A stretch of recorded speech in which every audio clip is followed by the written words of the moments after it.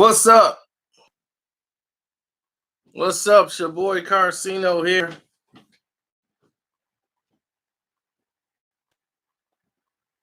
Let's get into it.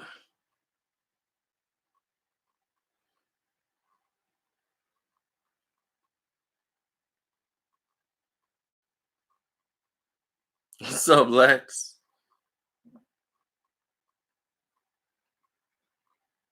Michael Jordan.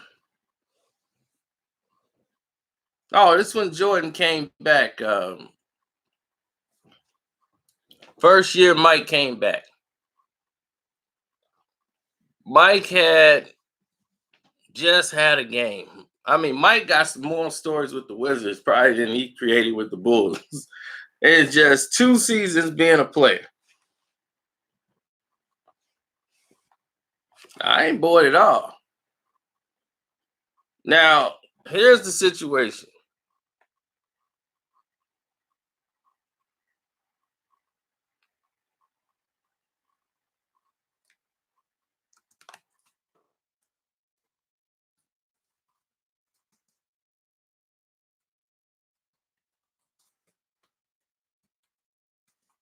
Hold on 1 second. Someone is asking me for me to put this on my Twitter account so that they'll get it because they're not getting a notification for some weird reason.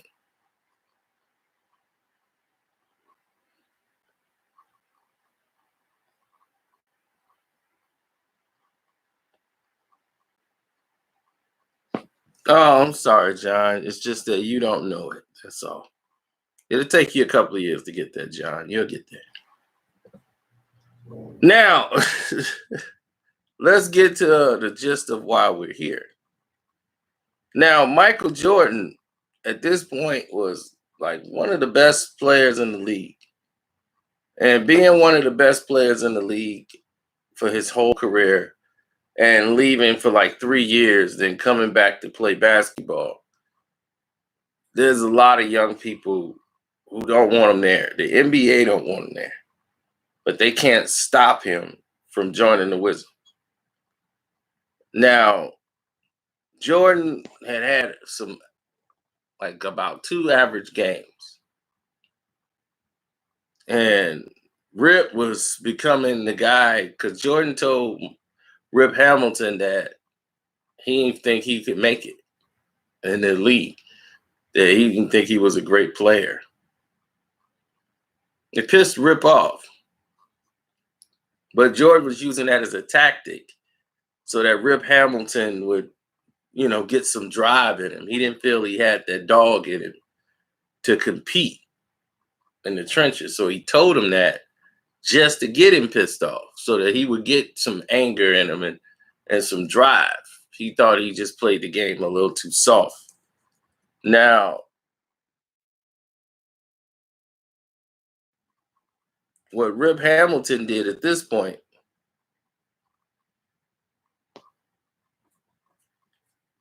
was to get more aggressive. And in their very next game, Rip decided to go off. He had a great game. Hit a bunch of shots to try to prove to Mike. So he even hit a deep 3. And then in practice, it wasn't, for us, it's normal now to see somebody pull up from where Steph Curry used to pull up from and hit that shot. Rip pulled up from like half court during the team's scrimmage. And it's about 8:30, 9 o'clock in the morning.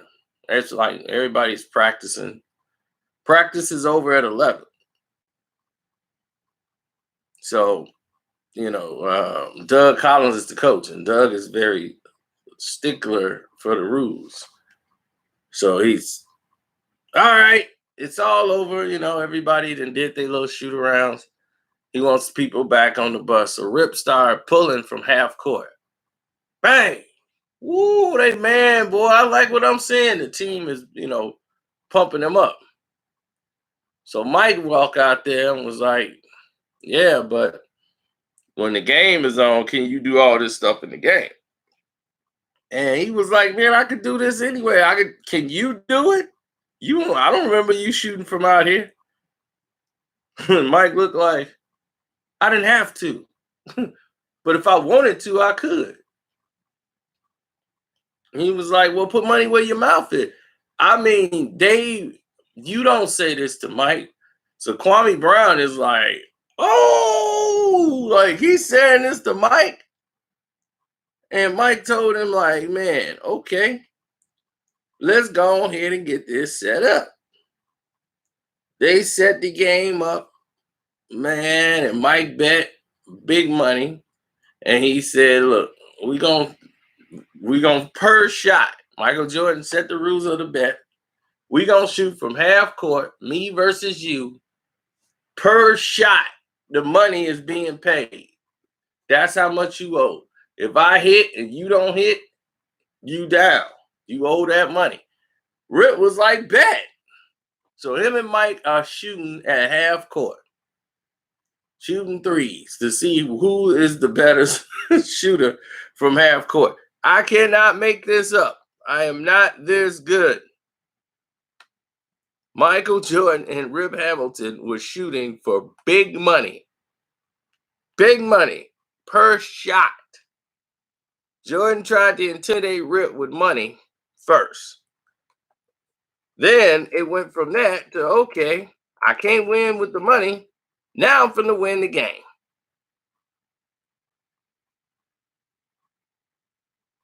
So now they go right into the game. So they talking. And both of them missing. Then Rip hit. Bam! Mike missed. He's like, I told you, this ain't your game. He's like, okay, you keep talking. You keep talking. When the game over, let's see where I'm at and where you at. So Rip is destroying them. So they going back and forth. Mike's hitting some, but Rip is hitting more. So Mike is down. Big money. Nothing that Mike can't pay. Mike can pay this. This ain't the point.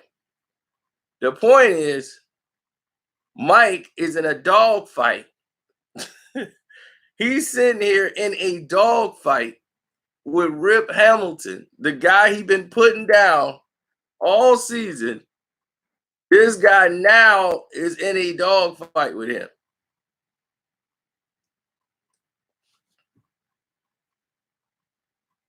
I watch for life on my schedule. I got it all set to go.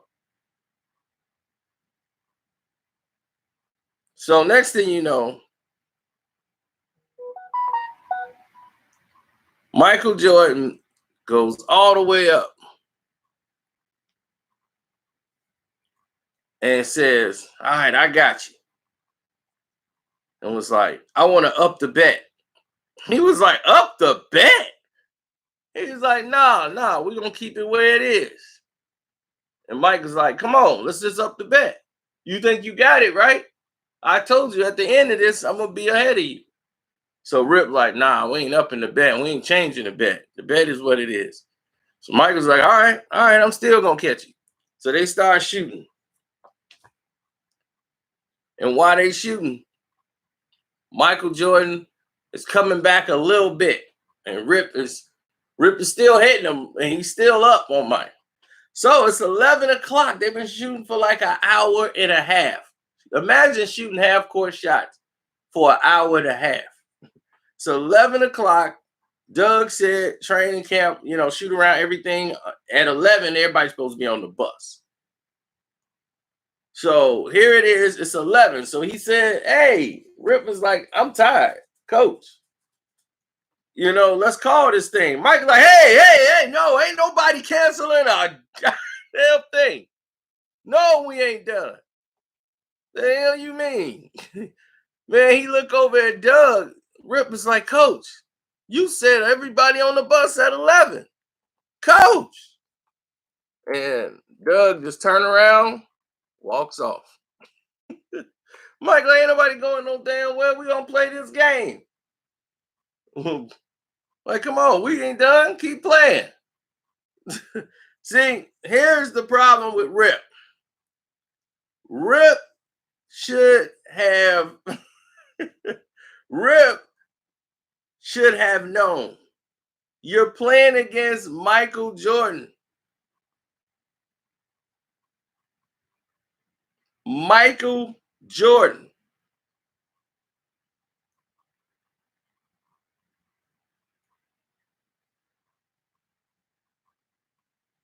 When Michael Jordan plays against you, you should know you ain't getting out of there until Michael Jordan wants to. So they sitting there and Mike will give them the ball, like, go ahead, keep shooting. So, man, they go at it again. They play for like another hour.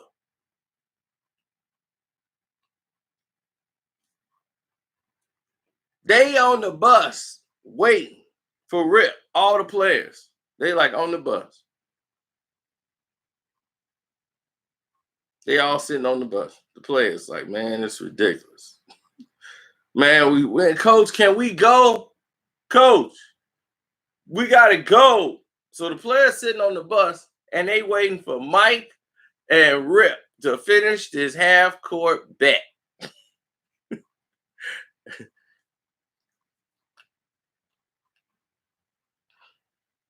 This is 100% true. So at the end of it, Rip starts getting tired. He don't even care about winning the bet no more. He's ready to go. Mike comes back in time. And as soon as it was tied, Mike was, yeah. Mike comes up and ties him. Doug said, that's it. Everybody on the bus. It's over, Rip. Gone. So Mike got back even with Rip and didn't have to pay him no money. Doug called it the moment it got even.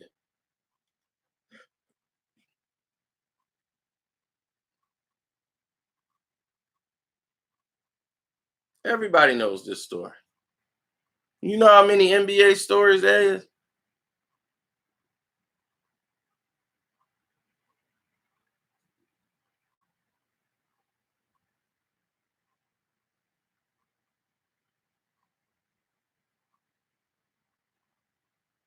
Right. I was the guy who kept throwing them the ball. After they shoot the three, you go in, I grab the ball and I throw it back out to them. That was me. Just kidding. Now, Mike had wore him out. So in the game that they played next, Rip had no more legs. He had no legs, no arm. He couldn't shoot. And he felt like, man, he was like, man, we just lost this game that we probably could have won, had I, we not participated in this dumb half-court game. So after the game, Rip felt like, man, like he didn't want to talk to Mike, nothing. Because Mike was like, man, you played like it out there. He's like, so did you. He's like, what you say to me? Yeah, right then they always was back going at it again, and eventually Rip ended up traded. He just couldn't deal with it mentally.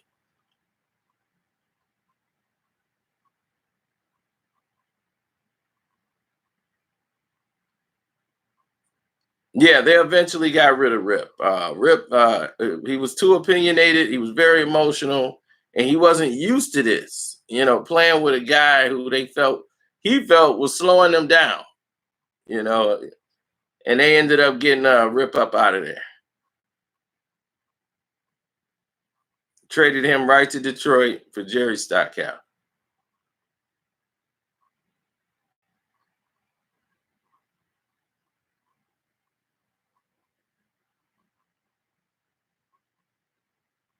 Yeah, you saw my apology video, Daz Diggity, to Crybaby James. They haven't sent out a notification since.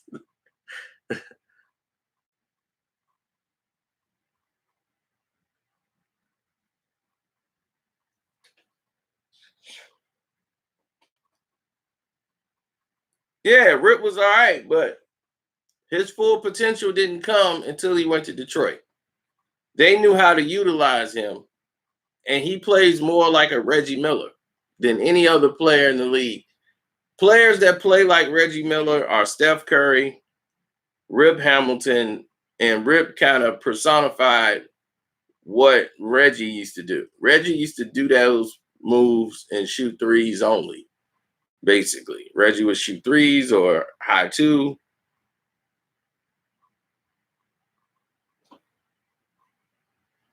If I got a cease and desist from Rich Paul, he probably don't even know what it, probably can't even spell cease and desist. This is a deceased and an assist. I need to tell you stop. Talk about Brian. Here's your desist and assist letter. Deceased and assist letter. I'll be okay. Thank you. Thanks, Coco. I'm glad you like the VIP on the Patreon. Told y'all 7 days. Y'all ain't got 7 days of nothing but fight. Y'all got everybody else complaining.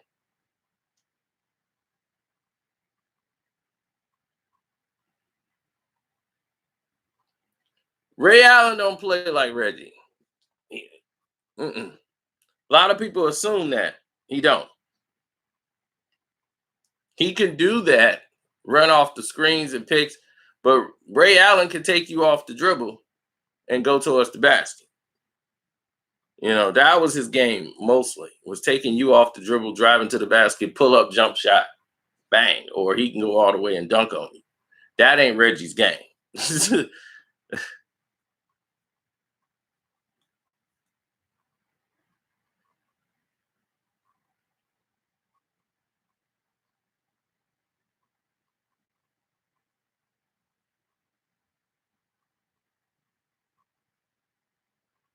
Rich Paul. My name Rich Paul.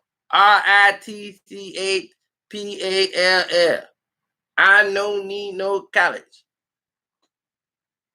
I'm sports agent representative now. Rich Paul. Brian said I could represent all players.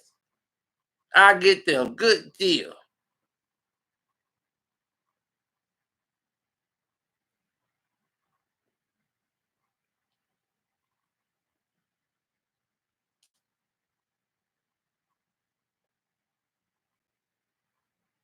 Crybaby James got a new nickname now, Toilet Bowl James.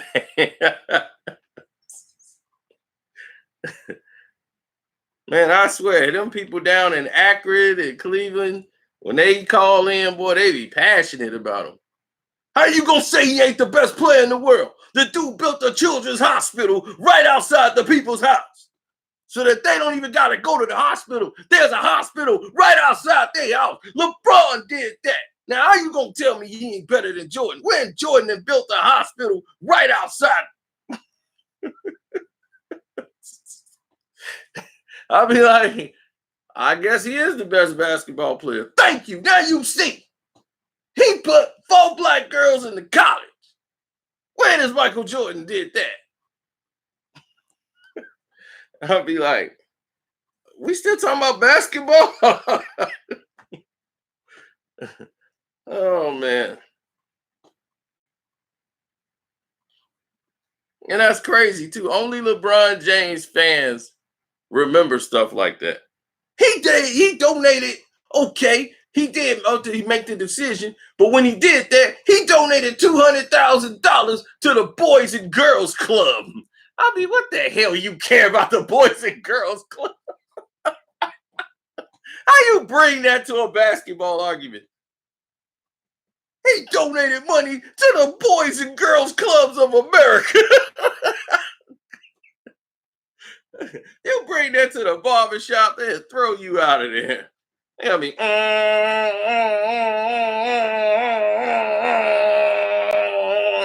he donated money to the boy. Man, shut up, man. Shut up. Hey, man, you got to go. Yeah, tell him to go, man. Yeah, you got next. Because, man, this dude going to talk that ridiculousness, man. He got to go. They kicking you up out the shop with that one.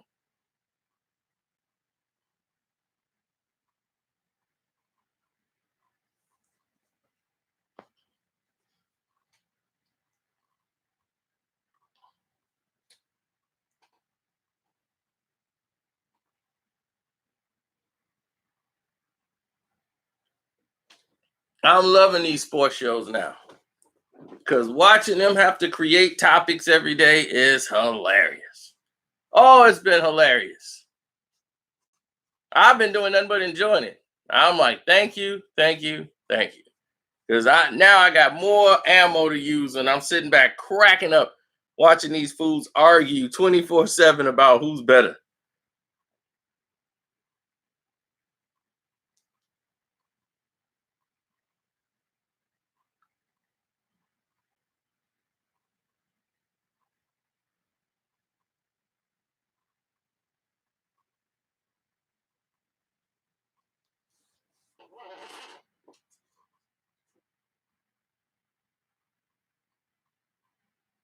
Oh no, I got plenty of things to talk about. They don't. So the thing is, they start, well, who's the better 81? Terrell Owens or Randy Moss or Megatron or whatever. I'm like, who's the best 81? Most people don't even remember who the hell Megatron was. The guy got a bunch of regular season records. He was the bootleg Randy Moss. That's all he was.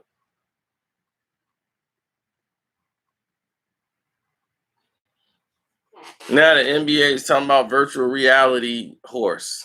I'm like, these people just don't get it. They don't get it.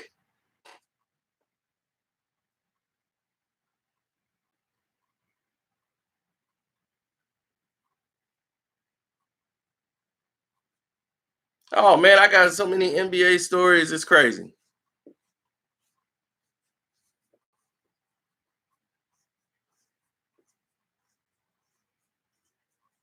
That's why I said he's a bootleg Randy Moss.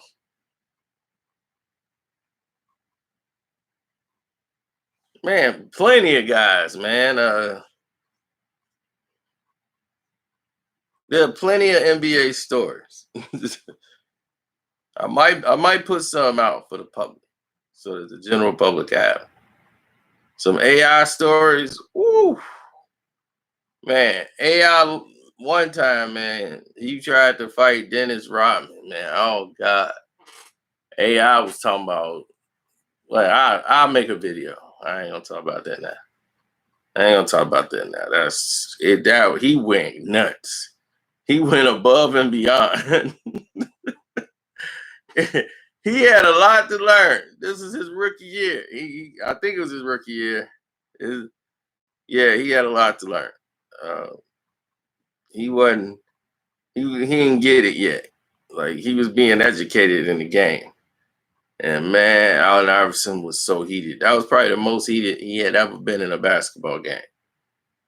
And he just didn't understand how mentally Dennis Rodman is, how mentally tough he is. And you, man, that was 101. Like first, you're like, what is he doing guarding Allen Iverson? Dennis Rodman. Nothing nice.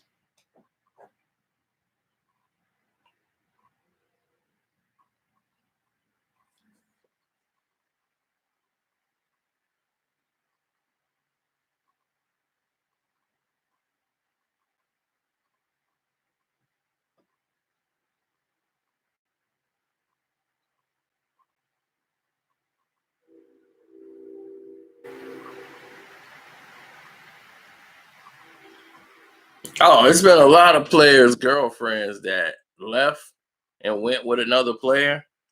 And a lot of players had to act like it didn't mean nothing and then just straight cuss them out. And this happened so much, man. What was the girl name? It happened to an NFL player, Jeremy Shockey from the New York Giants. He was on top of the world. Jeremy Shockey. He come in there with. I'm talking too much, man. Let me let me slow down first. Let me slow down first, man.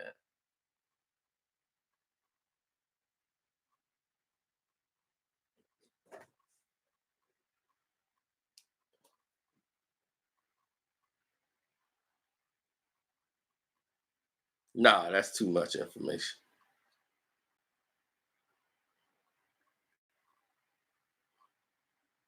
because I don't think I should have said his name. I think I was getting too comfortable. I was having too much fun. Well, the Roy Hibbert, I mean, that's everywhere, so I could talk about that. So when I did that video, it destroyed Roy Hilbert's career. He never recovered. Paul George ruined his life. But anyway, I'm out.